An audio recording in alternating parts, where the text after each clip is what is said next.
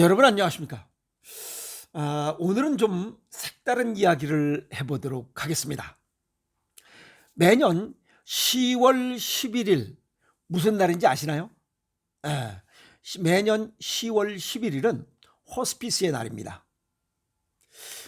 이 호스피스의 날은 뭐 특별한 게 아닙니다. 죽음을 이야기하는 것이 아니라 삶을 존중하고 사랑을 나누는 과정을 되새기는 날. 그래서 뭐 따뜻한 안부 전하고 존엄을 지키는 그런 그 돌봄의 의미를 갖는 날이 이 호스피스의 날입니다. 뭐 이 호스피스 병동 뭐 호스피스에 관련된 이야기를 하다 보면 다 죽음에 관한 생각들을 하고 있어요. 그러면 어떻게 죽느냐 하는 거예요. 사람이 한 번은 다 죽습니다. 결론적으로 말씀을 드리면 잘 살아야 잘 죽습니다. 실제 호스피스 병동에 근무하신 그런 간호사분들의 쓴 책들을 보면 죽음 근처에는 무지갯빛 인생을 살다가 가는 너무나 많은 이런 다양한 삶이 있다라고 이렇게 책을 정리하고 있습니다. 삶은 어느 날에 왔지만 뭐 웃긴 얘기로 내 맘대로 온 건 아니지만 죽음은 삶의 결과물이다. 죽음은 내가 결정짓는 겁니다. 아까도 말씀드렸지만 누구에게나 찾아오는 일입니다. 죽음이라는 것은. 그리고 이 호스피스 병동, 호스피스 뭐 병동에 입원했다라고 하면 다 얼마 있으면 죽을 것으로 생각을 해요. 실제 호스피스 병동에 계시는 분들 보면 대체적으로 한 2달, 60일 정도 이렇게 60일 이내에 사망에 이르는 그런 일들이 많습니다. 이 호스피스 병동에 가면 의학적으로는 치료가 어려운 사람들을 치료에 중점을 두는 게 아니라 그냥 돌봄에 중점을 두는 그런 병실입니다. 그래서 호스피스 의사를 만나죠. 이 호스피스라는 말이 사실은 그냥 그 여관이란 뜻이에요. 그 숙박소. 왜냐하면 그 성지순례 하던 사람들이 그냥 하루 묵어가는 그런 그 숙박소입니다.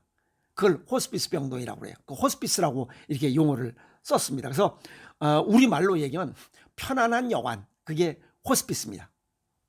그래서 뭐 실제 의학적으로는 죽음에 가까운 환자를 입원시켜서 위안과 안락을 얻을 수 있도록 하는 특수병, 뭐 병동 병원 이렇게 설명할 수 있죠. 그러면 여기에 또 연관된 용어가 또 하나 있습니다.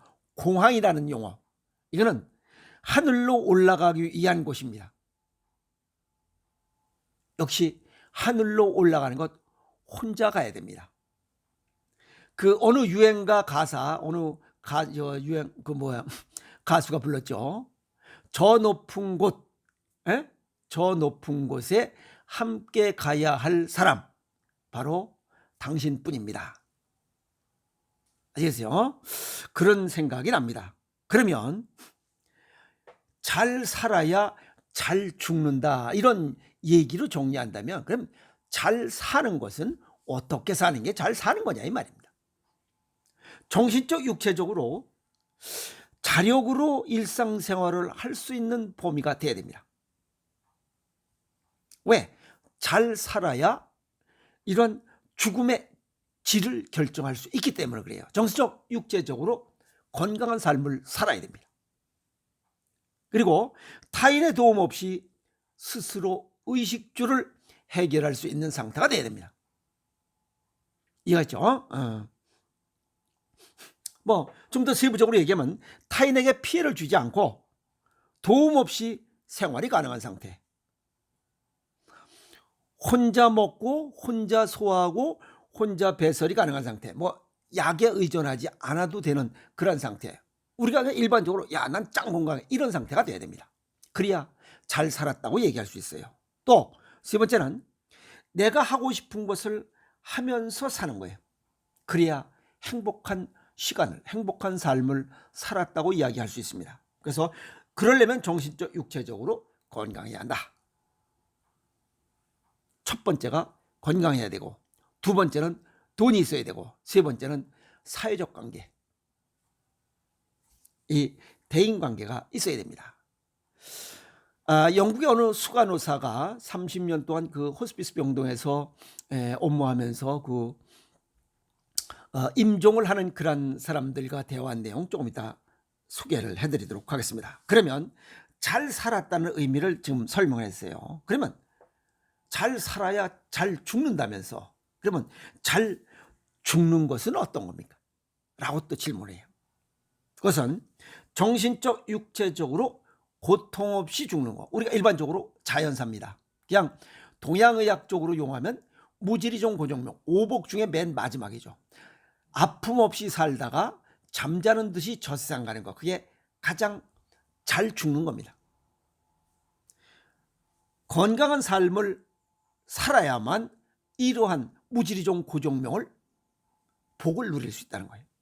이해했죠? 자, 편안하고 슬프고 뭐 괴롭고 뭐 이런 거 없이, 자, 어쨌든 이 건강한 삶을 살아야만 이 건강하게 잘 죽을 수 있다. 아시겠어요?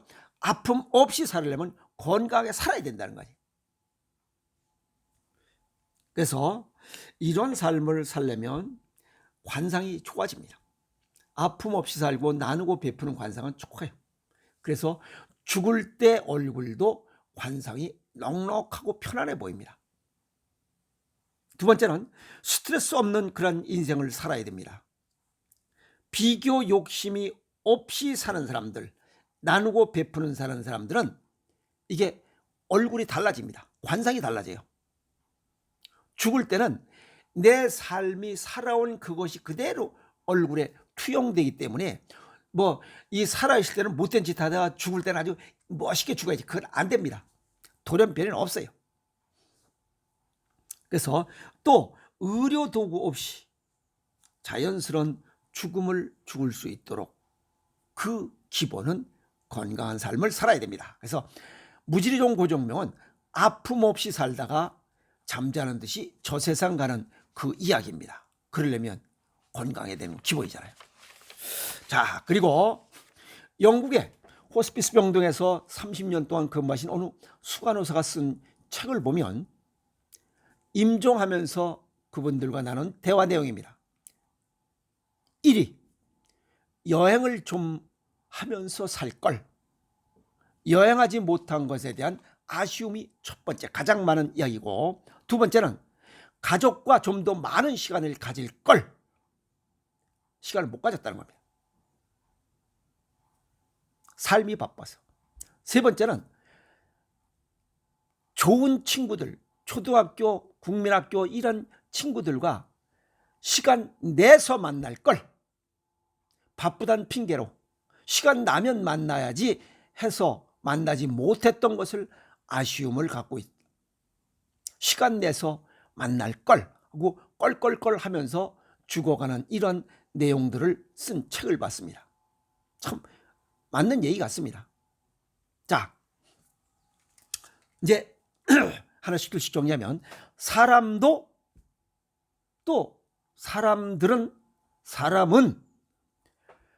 살아온 것처럼 죽는다는 사실이에요. 그래서 잘 살아야 잘 죽을 수 있다. 잘 죽으려면 잘 살아야 하는 이유가 그겁니다. 잘 살아야 잘 죽을 수 있기 때문에, 잘 산다는 것은 건강하고 돈도 있고 친구들과 즐겁게 시간을 보내면서 살아야 됩니다.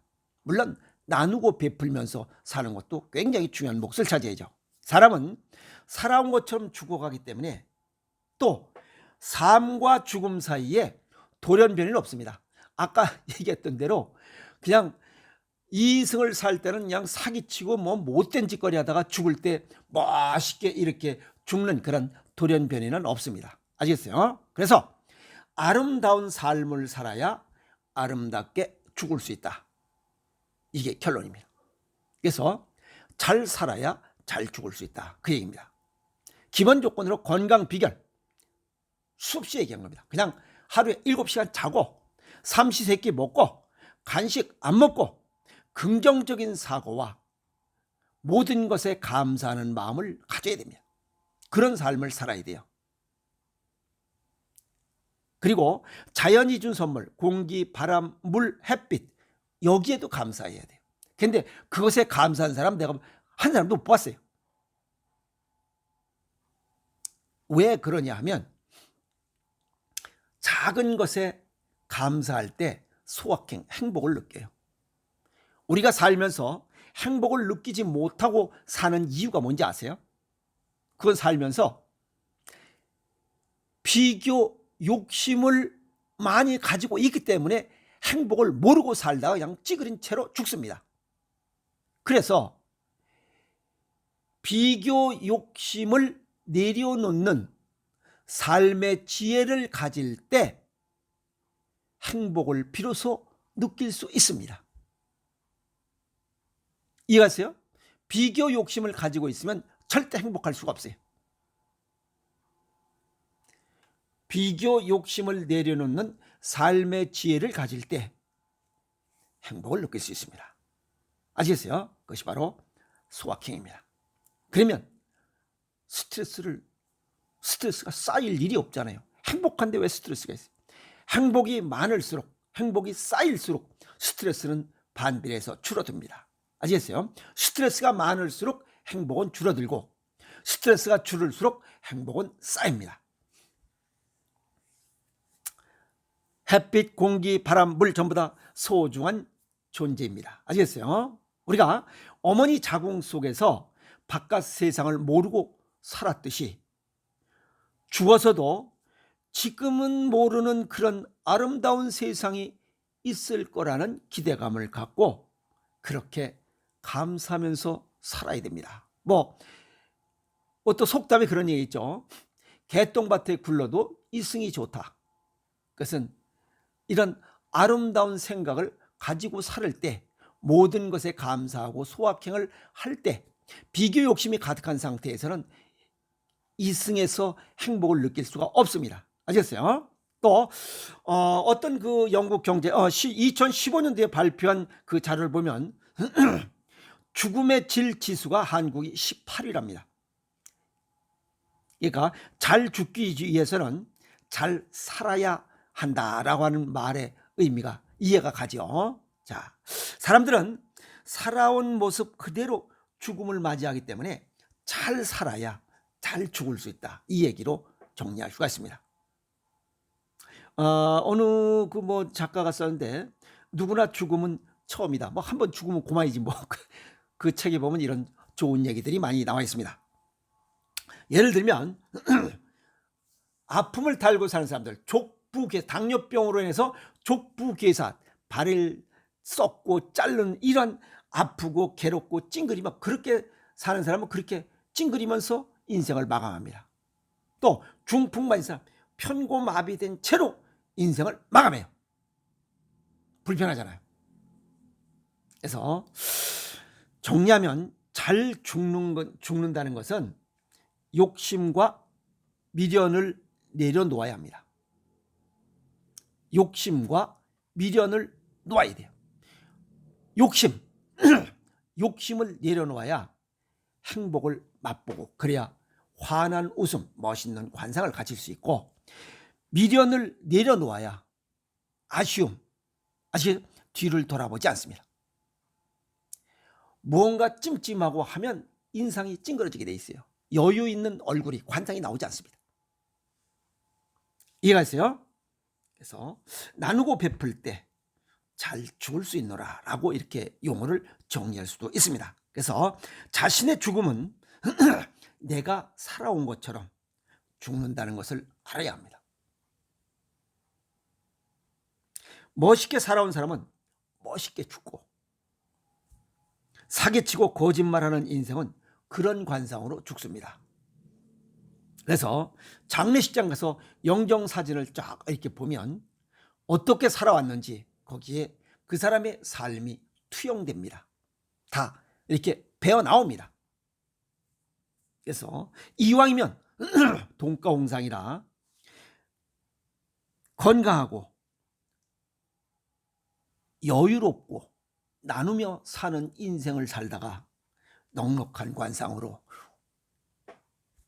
이렇게 생을 마감하는 게 더 멋있지 않나, 이렇게 정리를 해봅니다.